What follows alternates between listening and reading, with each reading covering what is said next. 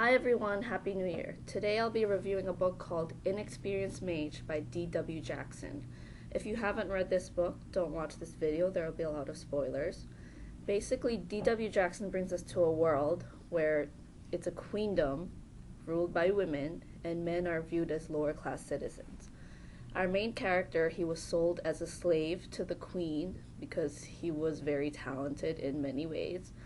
And in transport to the castle after she purchased him, he managed to escape. Now, the entire story is him learning about magic, him growing as a person, as well as him trying to find ways to thwart the queen and avoid becoming her slave. Now, in this kingdom, the reason why men are viewed as lower than women is because hundreds of years ago, during a certain war, men ended up fighting for the kingdom and they wanted to have the throne, but then and they all ended up killing each other anyways, and women decided they would rule. And as we go on, you can see that this queendom, not kingdom, queendom, this queendom relies heavily on women and on slavery, and slavery is part of their economic system, so they can't just abolish it altogether. They have to do it slowly and in increments. Going on with this character, he meets a lot of people and he's a teenager, so at some points you do realize his age, but he's quite mature at the same time. And there are points where it reminds me of a harem system, like as you would see in manga. But then again, I don't know where this author will take us in the upcoming books, so I'm not gonna say too much on that. The magic in this story seems similar to other worlds where it's all the elements: dark magic, light magic, wind, fire, earth, air, yada yada. And then it's a good plot, and the magic in this world does remind me to Lord of the Rings. I'm a huge fan. So when he makes himself a magical staff, main characters Mark/Thaddeus, it reminds me of Gandalf. The plot itself is very good. Um, the characters are interesting. I keep stopping because I have a list of things I wanted to mention.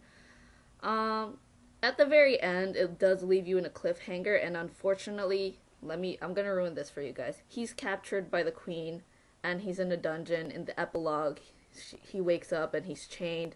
He can't use his magic. He's been unconscious for who knows how long. So basically, at the end, he's still captured by the queen and he doesn't keep his freedom for that long. But hopefully, he'll find a way to escape in the upcoming books. And this book was really good. I couldn't stop reading it. So I ended up pulling an all-nighter, reading the whole thing. Now I want to read the second book and the third and the fourth. Because this type of story makes you want to learn what's gonna happen next. It keeps you on the edge of your seat, basically. But it was a good book, in my opinion. I wish it was a hard copy. I wish they sold it in stores. I haven't found the hard copy of it yet. So basically, I was reading the ebook on Barnes and Noble.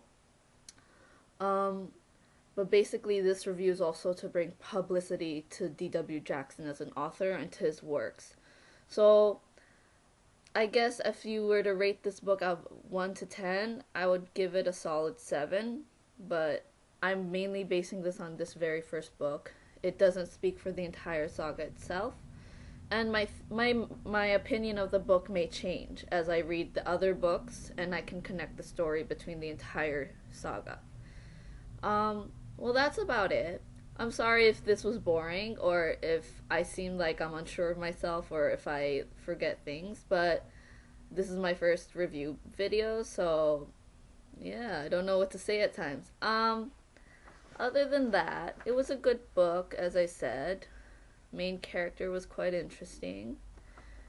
My only issue is how slavery was part of this story particularly, but hopefully in the upcoming sagas we'll see some change in this queendom. Also, there are people in this story. Let me give you another spoiler. There are bandits who are trying to change the system. They're trying to kill the queen, and all of them, of course, are made by men. Um, but basically, it's a good book. You should read it. And you should read the upcoming books, even though I haven't read them yet. So, anyways, Happy New Year's again. I hope you guys found this review interesting or helpful. If you have any questions, leave them in the comment section, or you can ask me. You can ask me anything. Hopefully, you like my review. Please like. All right. Happy New Year. Have a good year. Bye.